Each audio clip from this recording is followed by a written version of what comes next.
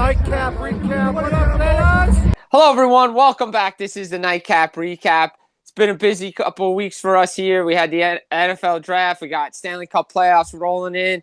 Biringer, Teddy Repantis. We're back. We got 2-for-1 special this week for you guys. So good to be back. Lefty, my man, what is up? Did you miss us? Did everybody miss us? I know it's been about 2 weeks, but the Nightcap Recap is international, worldwide. I'm in Pittsburgh, boots on the ground for the NFL Draft. Jimmy B's doing his thing in Montreal, covering the NHL playoffs. I know people have missed seeing our faces here on the Instagram, on the YouTube, on the Spotify. We appreciate all the support. So it is great to be alive on a Tuesday night, recording the Nightcap Recap. And this is Wednesday, May 5th. 2026. Yesterday was somebody's birthday, 40th birthday, the chairman of the board, the man who makes everything run here on the Nightcap Recap. You see the little clips. You see the guy who puts in all the work on the page, plus the other work he does.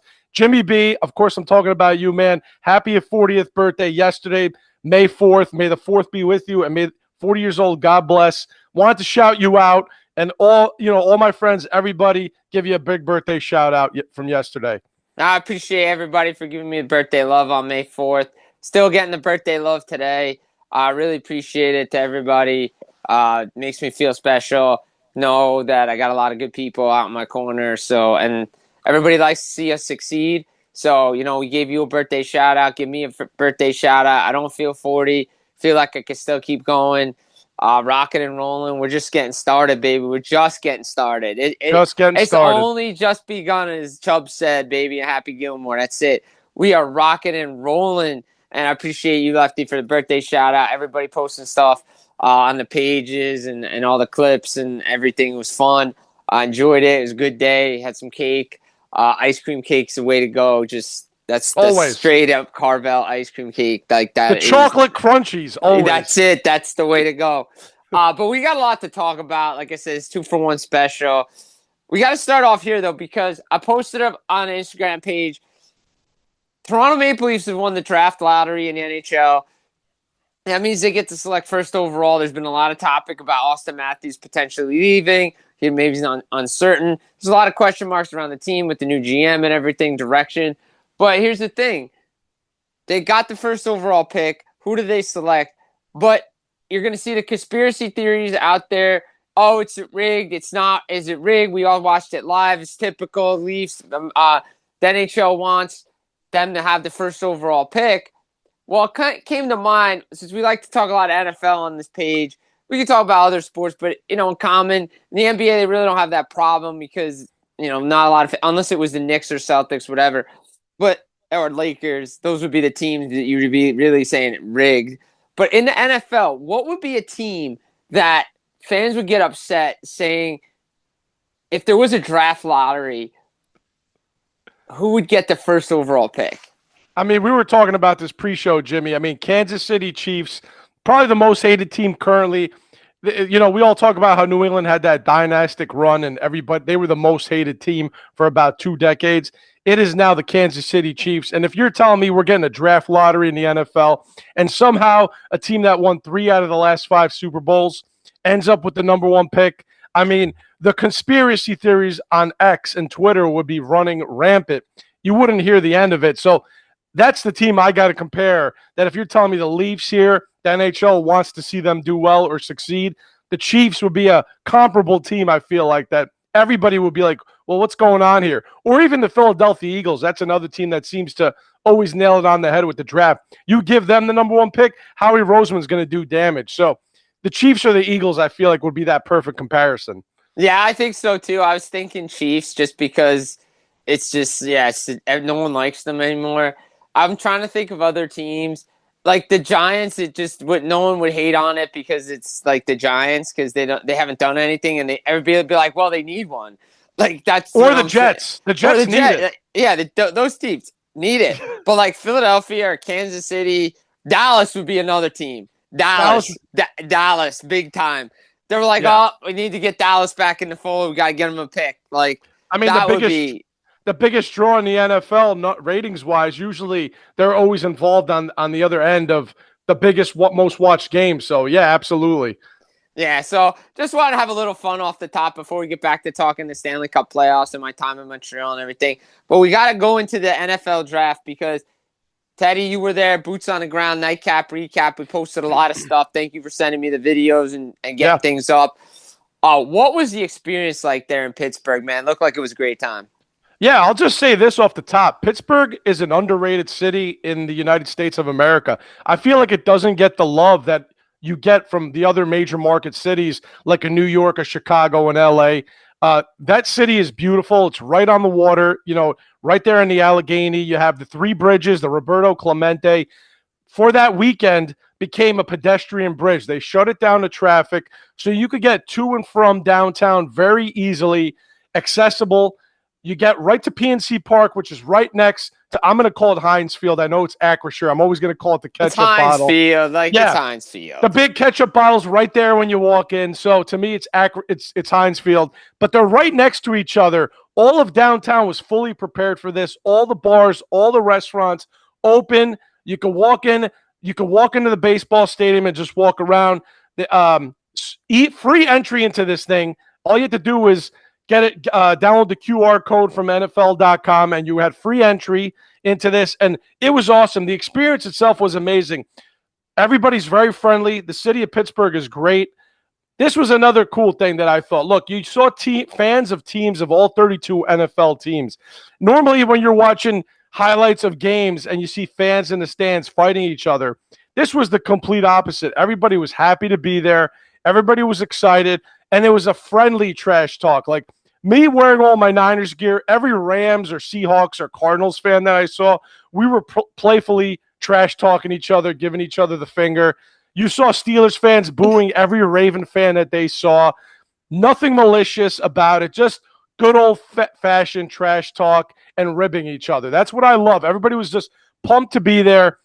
They had a combine kind of set up there where you could do the vertical jump, which I did. I posted that video. I thought I was jumping really high. These 40-year-old knees cannot jump that high anymore. I did do pretty well on it, but I did not. In the video, it doesn't look like I jumped that high, and that's what I thought I did. You had the football toss into the net. You could get on the field and kick a field goal. Now, Pat McAfee was hosting this thing. Unfortunately, the line was way too long, and I couldn't find my way there, but it would have been a bucket list thing to kick a field goal on an NFL field. That would have been awesome. Tops had a trading card section set up. There was obviously the pro shop, the merchandise. They had the helmets of all 32 NFL teams. You could go and take photos. Kudos to the city of Pittsburgh for being prepared and just making their entire city kind of a little NFL village. Every time an NFL pick was selected, the bridge would turn into the lights of that team, which was a very cool touch. And I didn't get to see the videos or the photos until afterwards, the above angle shots. 350,000 people there for night one, a record. Overall, the entire weekend, they broke a 3-day record, 850,000 people, I think. Being actually in there was crazy. We had our own VIP section. Shout out to Anthony Abato, Steelers fan that I was there with. He got it hooked up. Being in the sea of people was great. Like the electricity, the feeling for just watching college players being picked. It was like a party-like atmosphere. They had a live band in between picks. Brett Michaels was there on day 2. Wiz Khalifa. They had ways to keep the crowd entertained, and it was beautiful days. 2 80-degree days. The backdrop was that water and that city. Walking on the Clemente at nighttime was amazing. Like, that was a cool experience. And look, the food was great everywhere we were. And then once the Steelers picked on night one, I told you this, a lot of Steelers fans pretty much just left the premises, and I was able to get a little closer to try to witness the Niners pick, who unfortunately they traded back and did not pick on night one. I drove all the way. What a shocker. Yeah. Link above. Shocker, link above. Link above. Yeah, like I was going to say to you, like I drove all the way there to see the Niners make a pick on night one. I had to wait till day 2, which I did. I was there to make sure I saw the day 2 pick. But overall, as an experience, if you're an NFL fan, if you're a football fan, this is a bucket list thing. Pittsburgh is the perfect city to have something like this. I don't know if you could do it by us here in New York unless you did it in New York City. You couldn't do it at MetLife. Look, I'll say this. I always loved when the NFL draft was at Radio City. I always thought it was fun. Like, it's just old school. Like, Radio City was the place to do it. Like, now they just want everybody there. I think MetLife would make sense because of the parking lots and everything. That, like, it would make the most sense. But you don't have the walking facility like you do in Pittsburgh, like we've seen in Tennessee or Green Bay. Like, it's so hard in our area to do that. Like, Radio City is the perfect place to do it. But Yeah. I don't think they're ever going back there ever again. Like, I think the next closest thing maybe when Buffalo has their new stadium, like, officially open, they'll probably get a draft up there. Like, I would be shocked if they didn't. But it would be hard to pull off if the Sabres keep making the playoffs. But, like, I just think that, or you do it, like, I mean, it's just so hard to do it anywhere in this area except for Radio City. But it looked like it was an awesome time. Giants made some noise. Jets made some noise. There were some crazy picks in the first round, like kind of off the board picks, like not right away, but like Tennessee made a surprising. Yeah, Tennessee made a surprising pick, right? Yeah, that was. We thought Jeremiah Love was going to go there, but obviously Arizona took him at number 3. And then the Giants, it falls to Arvel Reese. Like, that's a great pick for the Giants. Like, I was on our board with Jeremy. We were talking that night when I was in Montreal, the first night for the draft, right before Game 3. And I said, if Arvel Reese is there, you run to the table. You run to the table. And I know, look, I'm going to say this. This may not be, good for Giants fans. They want to hear this. And I know it's a new day and age in media. And I'm old school when it comes to this. Malik Neighbors needs to know better. The New York Giants need to know better. Yeah. Like, the night of the draft, you're not having your first overall selection from a couple of years ago go on somebody's podcast and criticize not only the general manager and the head coach for the pick. At that point, the Giants PR needs to shut down any requests and be like, he's talking after the draft. Like, you want him on your podcast, you want him to do stuff, he'll do it after the draft, during OTAs and stuff like that. It was just a bad look for Neighbors and the Giants because he just looked like a guy that just didn't want to be there anymore. It's like, dude. Or didn't understand what the team was doing. It's like, well, we needed Caleb Downs. Yeah, I get everybody wanted Caleb Downs. But the Giants went with the safe pick because of the injury history with Caleb Downs. That's why.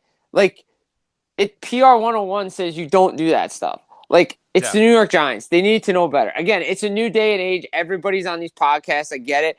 But when you do this, you open yourself up to scrutiny. And if I was covering the Giants, my first question to Malik Neighbors would have been, hey, why did you say what you said on the podcast did you know the vision? Were you you don't say that stuff because you open yourself up to scrutiny. Jimmy, we'll touch on it later if we touch briefly on the NBA, but when you said guys go on these podcasts, Jaylen Brown, case in point, gets eliminated, Boston Celtics, and comes on a podcast the next day just talking about guys flopping and trashing. You look like a sore loser. It's unfortunately today's athlete and today's sports culture that everybody's on a stream or a podcast just giving their opinion about what they think, and it's a bad look for the team, and you just laid it out perfectly. I mean, Jackson Dart also is a quarterback that they want to protect and make sure he doesn't get any more concussions. So you take the best lineman available, and that's a guy who clearly, when you saw him, this guy looks like he's a part of the Samoan bloodline. Like, I know. This guy's massive. So great protection. So if you're Malik Neighbors, you want the playmaker and down, sure. You hate to see Dallas be the team to get him, of course. Yeah, because he's the corner that you have to go after every game. You don't trash your own team's philosophy of the draft. And like you said, Arvel Reese fell in their lap. I was there live, sitting in that VIP lounge, some Giants fans around me. They couldn't believe that the Jets passed up on Reese. And you talked about this with Russ Cohen, right? Yeah. And Russ said what? That he would have preferred Reese, I think? Yeah, over Bailey, yeah. But he knew the Jets was going to do Bailey. He knew the Jets, he knew it. He said this. He's like, they didn't interview him, but it'd be a typical Jets pick to just take him without talking to him. He wanted Arvel Reese because it was the what they needed because they don't have somebody that can get the ball. Exactly. So the Giants, I think, lucked out right there. I mean, look, you might have your plans for how you think the draft's going to go, but then something falls in your lap and it's for the better. So Giants sitting there with 2 top 10 picks again. I don't think they could have gone wrong with whatever talent they ended up there. The Monongai pick at 10 was great. I watched the kid, Francis Monongai, all year at Miami. He was unbelievable. Yeah. Like, he could protect Carson Beck. I'll never argue against building the trenches inside and out, right? From D-line and O-line, I'll never argue against that. So I understand what the Giants were doing, what the big picture is. And I like the they nailed the rest of their draft too, I feel like. And I love the addition of Malachi Fields, wide receiver out of Notre Dame. I love that pick. It's another weapon that you add to your team. Now you have multiple weapons. Maybe you move off of Jalen Hyatt and Malachi Fields with Malik Neighbors. Like, you're building something now.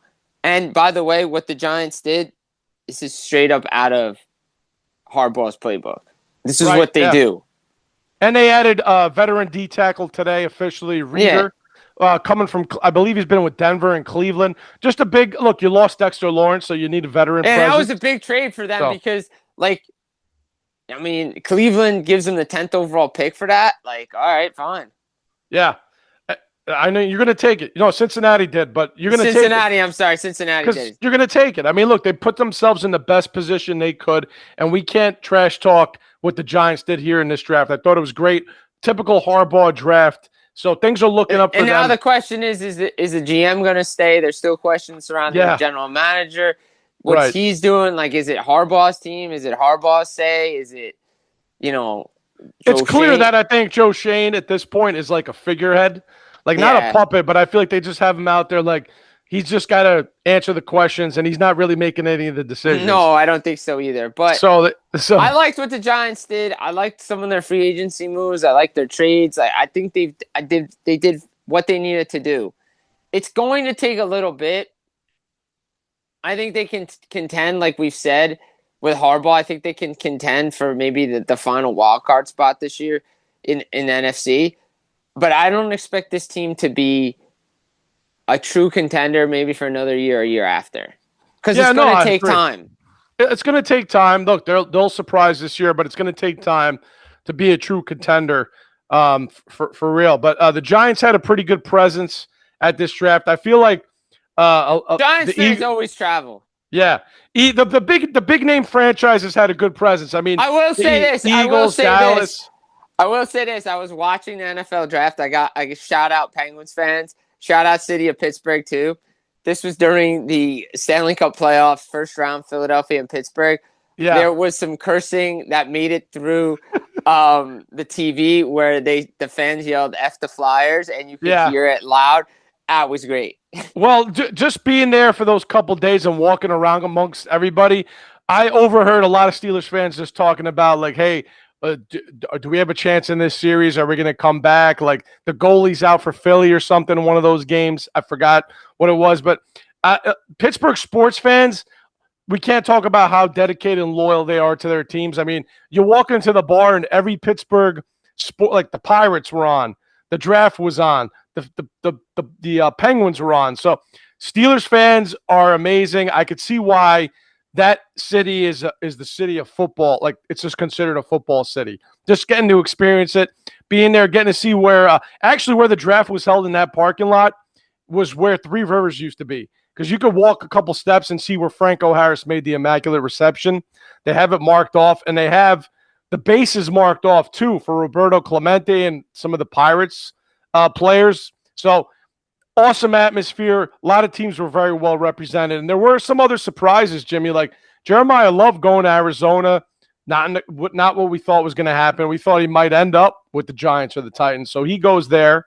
I like that pick by Arizona, by the way. I think that's a player they needed. Yeah, they're just going best available at that point. They might not have a quarterback. But yeah, right. So you have to. And there was look, there were a lot of teams that had multiple day one picks. Eagles, other big story was that the Eagles traded. Pittsburgh, Lemon was on the phone with the Pittsburgh Steelers about to pick him. And then Dallas makes the trade with Philly, in division rival, so Philly can jump Pittsburgh and draft Lemon. The ironic thing is going to be now if this kid Lemon busts up the Dallas secondary for the next 10 years, and they allowed it to happen. So Kansas City traded up to go get Mansour Delan from LSU.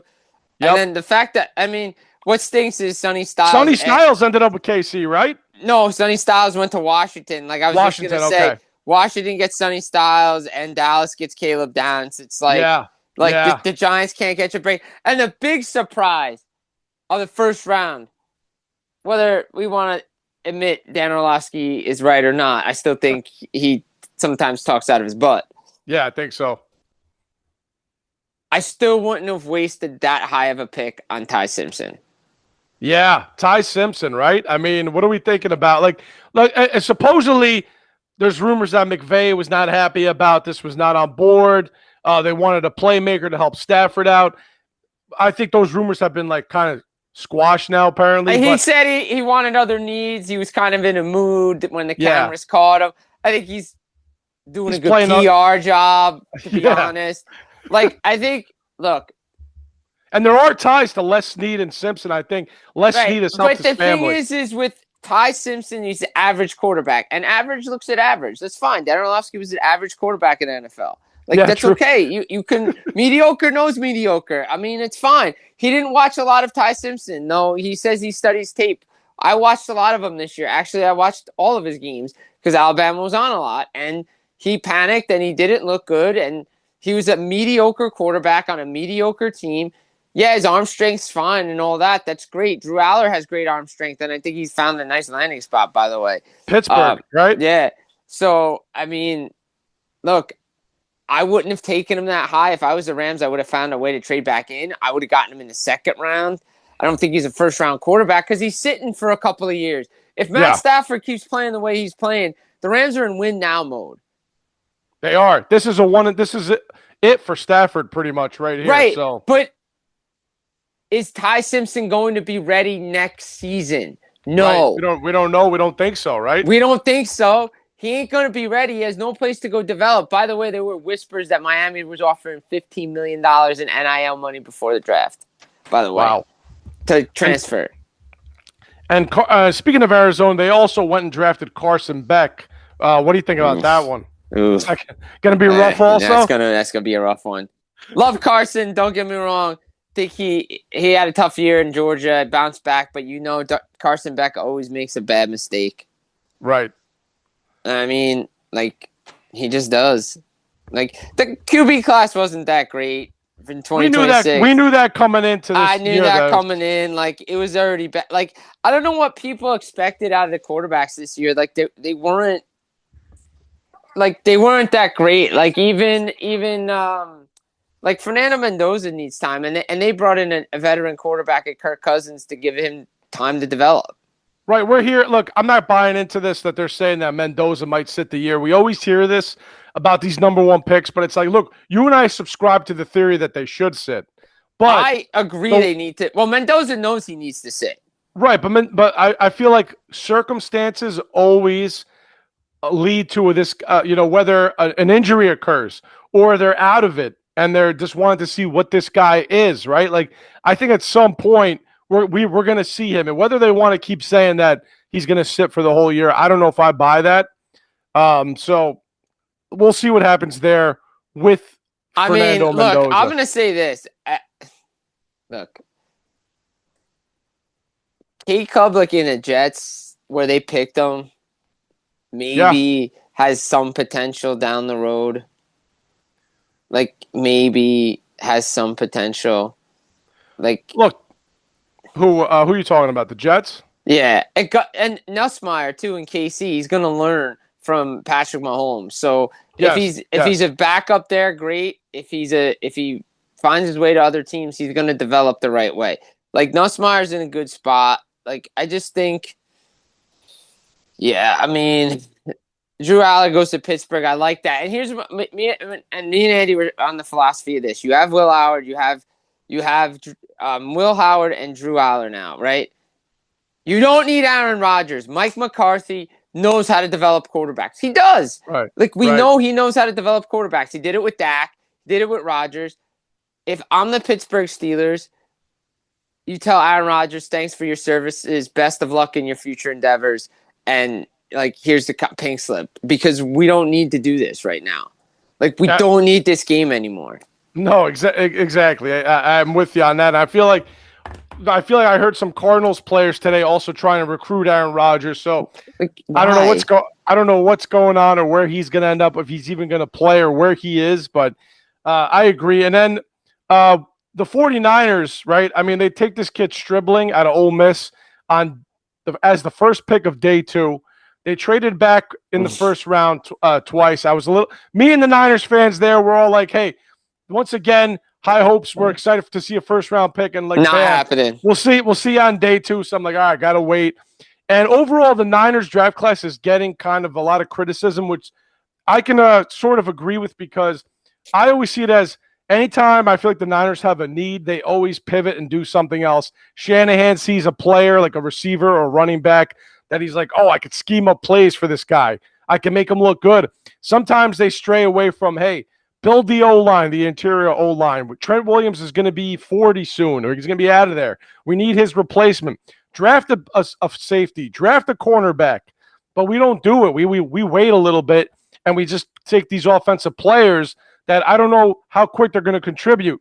A third-round running back. The Niners have drafted a third-round running back like 4 of the last 5 years, and none of those guys have panned out. Christian McCaffrey gets every touch anyway. So I don't know how this is going to be any different than what's happened the last couple of years. I'll say this. I did read some good information on Stribling. A lot of other draft pundits are saying that he is a guy that kind of went under the radar and has good speed. So look, I'll trust Shanahan and Lynch, but right now the track record for these last couple of years, they're riding right now on like Brock Purdy's carried them for a couple of years, because since his draft of 2022, these last couple of years, there haven't been any kind of mainstays or guys that have made a super impact just yet. Look, I think Mikel Williams, unfortunately, tore his ACL last year, was off to like having a good year as a rookie, but we'll see how he looks this year.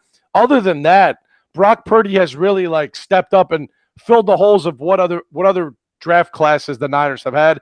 So they're riding on just these last couple of years and what they've been able to do, like with winning games. Their reputation is what they're running on.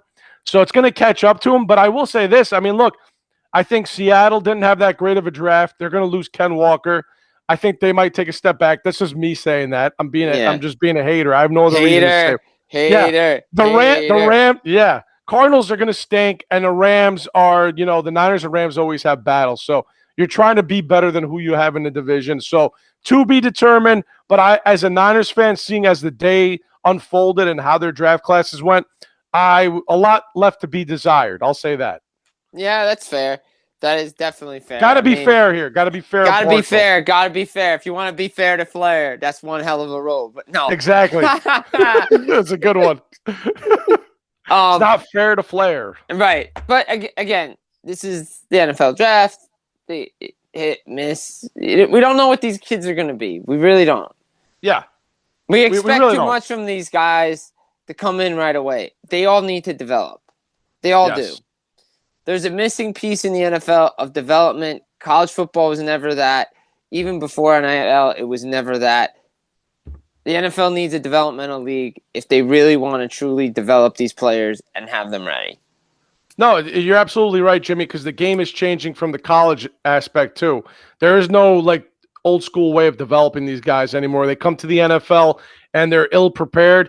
There are some positions where it's easier to transition, running back for one. There are some guys. Wide receiver. There's some guys that could plug in there, but quarterback is the one where we have to see a lot more development, and we're seeing it. Like there's even in the NFL, the pros, like there's only a handful of guys that you will say like these are competent guys that we trust to win games. And it doesn't help the preseason shorter.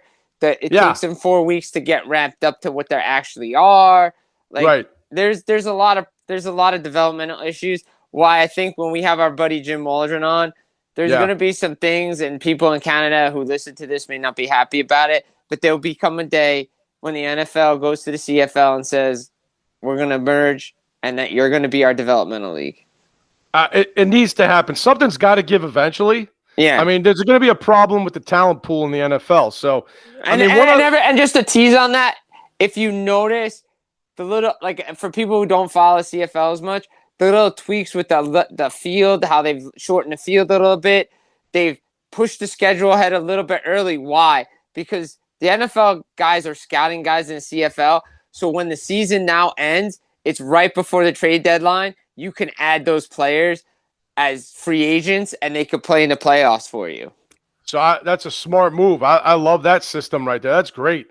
So I mean, that's it's just little. The reason I'm following a little bit more. Shout out to my boy Dino, who plays for Ottawa Red Blacks. We train a lot, but like just you pick up on little things on how they're doing things. It's just like it just makes too much sense. So that's something for another day. But yeah, I mean, NFL Draft was a great experience for you. Stanley Cup Playoffs. Yeah, one more. One thing before I get off it.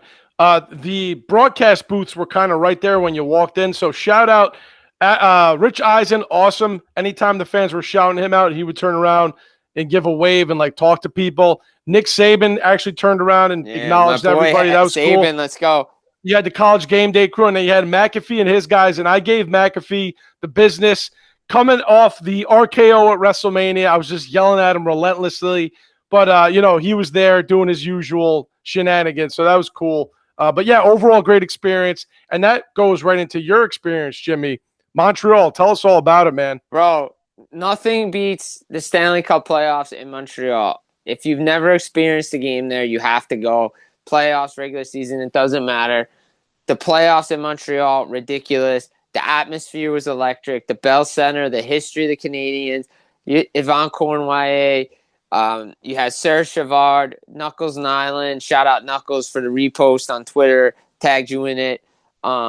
Just the atmosphere, the crowd getting into it, the Lane Hudson overtime winner, being at the Bell Center, covering games there.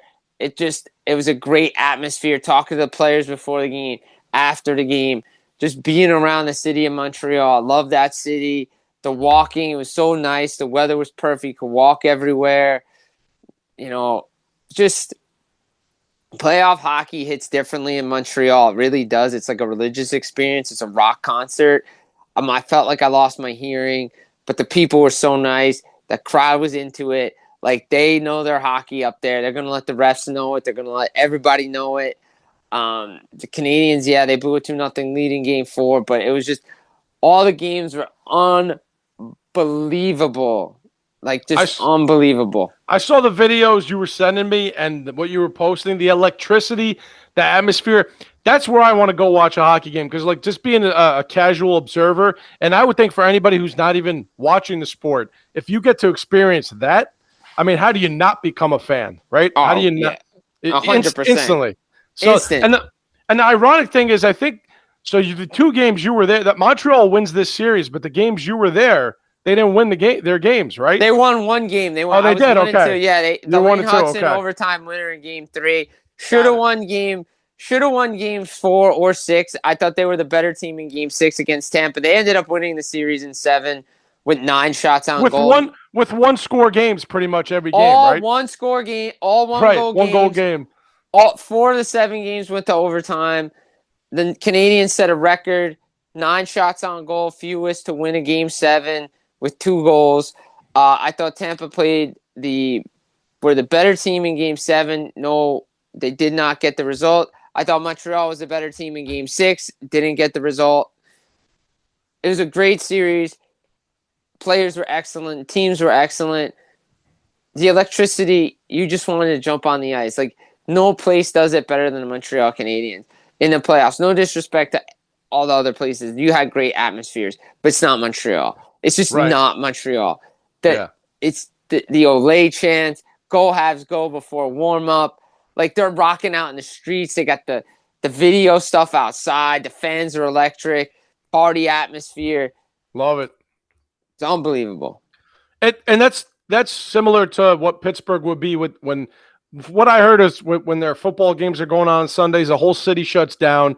Everybody's, it's right on the water. People are taking boats to the stadium. Montreal is a hockey city. Pittsburgh is a football city. When you're experiencing the sport in those cities, that's when you understand, like, oh, this is like you said, a religious experience. It's a religious. It is what it is. Yeah, it's different in Montreal just because the playoffs, like the Bell Center, the crowd. Yes. It's everything. It's everything, and they don't like Nikita Kucherov for after his comments.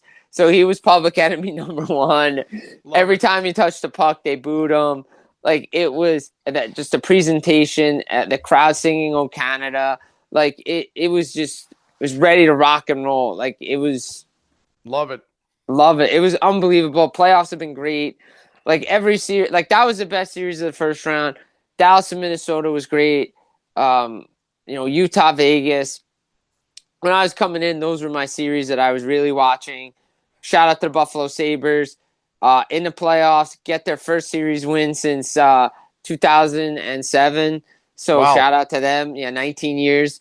They beat the Rangers that year. Sorry, Mark. Yeah, sorry. But, like, there's now Montreal and Buffalo, the old Adams division. Philly's there playing Carolina. Carolina, to me, is probably one of the better teams. One thing I'll say in Philly, because Drew wanted me to say this, he is upset he did not get the invite to talk Phillies beating the Penguins. He is a new diehard Flyers fan suddenly on the bandwagon, but he wants to shout out his Flyers. I mean, look, it was a great night. He went there when the Flyers won. Yes. He gets the invite when he wants to talk more hockey, and I Love get the invite on Two Beers podcast to talk hockey because I feel like I'm not invited enough on that program. Hey, you heard it here, Drew. Talk about it on Two Beers. Get Jimmy on the show. You'll get the return invite. So I'm just saying, but I told Drew I may try to come down for some Flyers games in round 2. We'll see. Schedules and stuff, but. Yeah, got Colorado Mini right now. Vegas, Anaheim, like, Oilers are out. Like, no surprise there. Just the playoffs have been great. Ratings through the roof. I think it's 2.3 million people watched the Game 7 on Sunday. Ratings are up 14-year highs. It's just unbelievable for the sport of hockey. Like, I've said to everybody, like, you try to be a salesman. You try to bring the electricity when you talk about hockey. You try to sell it. The game is selling itself. People are understanding it. I know everybody I think real part of it is it's on TNT, it's on ESPN. Whether you can stream it on HBO Max or whatever streaming services out there. Easy access, right? There's easy television access. It's not the NBA. Oh, it's on Peacock this night. It's on Apple this night. It's exclusively here this night. It's been ridiculous. It's like it's on Amazon exclusive this night. Why? Like, there's no need for that. Nope. I love the fact that the first round, the local broadcasters, if you're not in the local broadcast area, the local broadcasts still have the feed for the first round. After that, it's nationally. For everybody, it's national. But the first round, it's national and local. But you can find the game easily. That's what I love to hear. And I did catch a couple games, bits and pieces of games while I was in Pittsburgh when they were showing the playoffs. I was enjoying that, but I did throw on when you were in Montreal. I was throwing those games on. And what do you think of this? What do you make of this Canadian Sabres series? How do you feel about it? It's gonna be good. I mean, I think it's gonna be a little bit more wide open than it was in the Lightning series. To me, Buffalo doesn't have that Cirelli defensive style that'll slow down Montreal. I think Montreal can win. Not trying to be a homer here. I think Montreal is a better team. And if it's going to get to wide open hockey, I think Caulfield, Suzuki, and those guys are going to get going. Slafkovsky, Lane Hudson, already a top 3 defenseman. Jakub Dobeš is unbelievable what he's doing. Sabres, credit to them, they're there. But I think this will be a 6-game series. I think it could be, maybe it goes the distance again. It's going to be fun hockey to watch. I think it's 2 good teams, 2 young teams, ready, hungry, want to be there.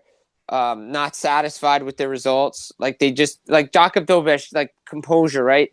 They're like, oh, you must be excited. You beat this guy. They're like, yeah, we won and everything, but we're concerned about Buffalo. It's like, yeah, we won Game 7. Doesn't matter. We're on to Buffalo now. Like, that's what you want to hear from a mature team like that. Young team. It's like, yeah, we're just going to Buffalo. Like, we're going to go play Buffalo now. It's all right. We just take care of the Lightning. We're off to Buffalo. So it's like, yeah, I think this is going to be a fun series. Can't wait. Hopefully I get up to Montreal again for the series.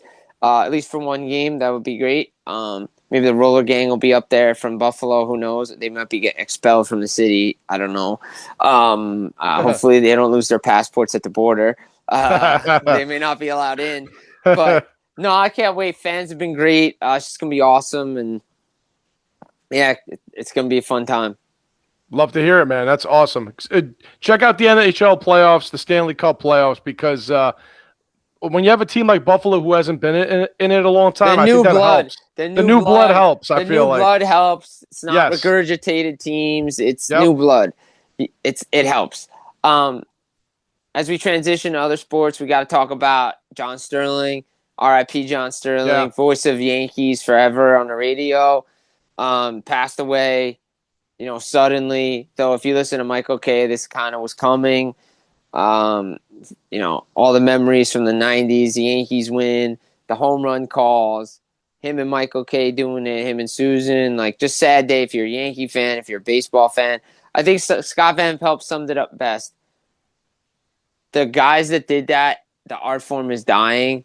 People don't have that connection with the radio anymore, with those kind of broadcasters like the Vin Scullys, the John Sterlings, guys like that, because it's too easy accessible. We don't listen to that part of the sport anymore. It's just TV or it's just shorts. I always loved listening to games on the radio. Yeah. Whether it was Yankees, whether it was hockey, I love listening to the radio call. Because lost art. It is a lost art, because if you're not in front of a television, you're driving, you can picture the game. And I love that. That's what he did. I feel like there was a lot of times, I'm not a Yankees fan, but that's the predominant team in the area we live in. That's championships and everything we grew up with. But there was a lot of nights in college, high school, after we got our license, college, over the years that, there's nothing. I don't want to listen to music.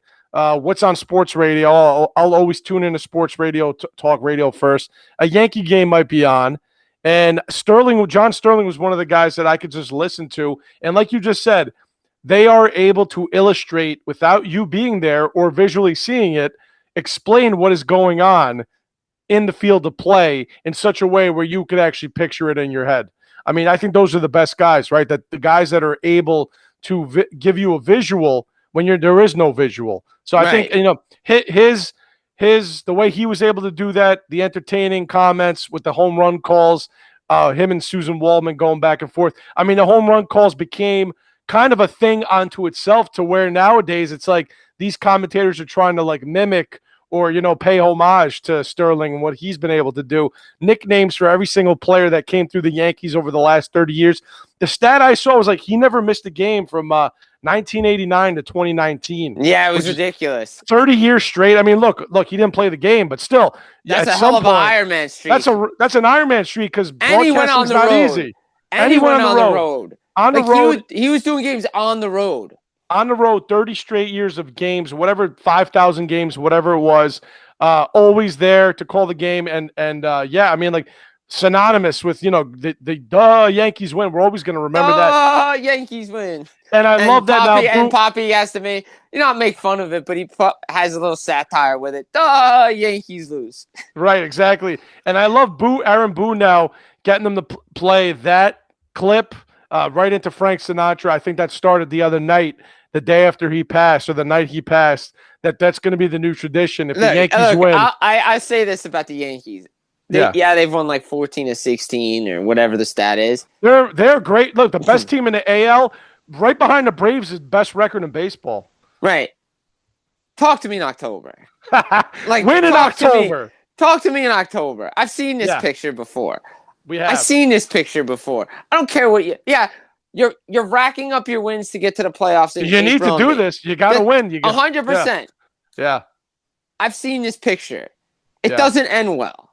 It doesn't end well. I think right now at this point, the fact that they ran it back, and I was getting criticism in the offseason that why are they not changing it up? They're running it back with the same squad. This is a team that has something to prove, right? Unfinished business, as they say. And Garrett Cole wasn't there last year. I get it. Right. They didn't have a lot of starting pitching. I get it. So these are guys that are hungry to take the monkey off their back from the World Series loss. But it doesn't matter. Yeah. In October, 99 has to show up for the Yankees. 100%. Yes. In the biggest moments, he needs to show up. He did in the ALCS last year at moments. They still lost.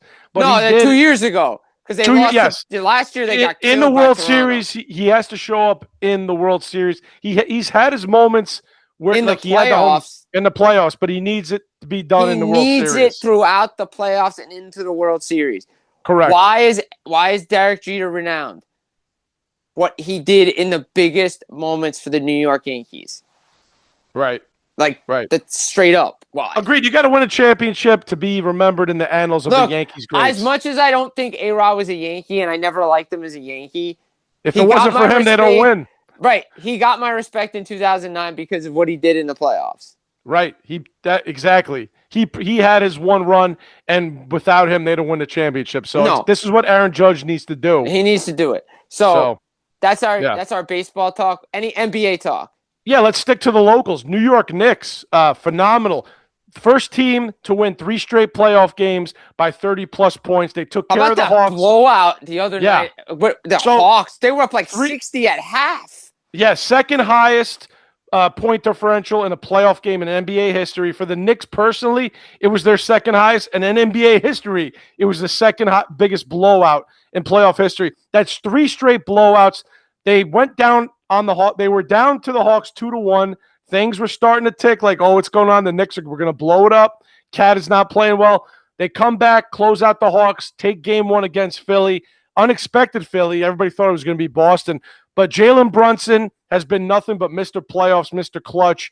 Since he's been a New York Knick, forget the criticism. He's been great. Well, I think when that clip started going around social media, when my girl Becky Hammond was calling him out, I think he got a little motivated.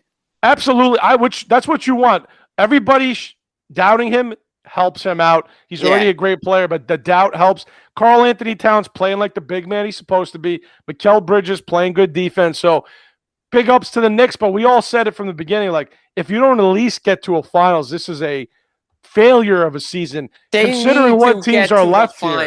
They need to get to the final. Considering now it's Philly, it's not Boston.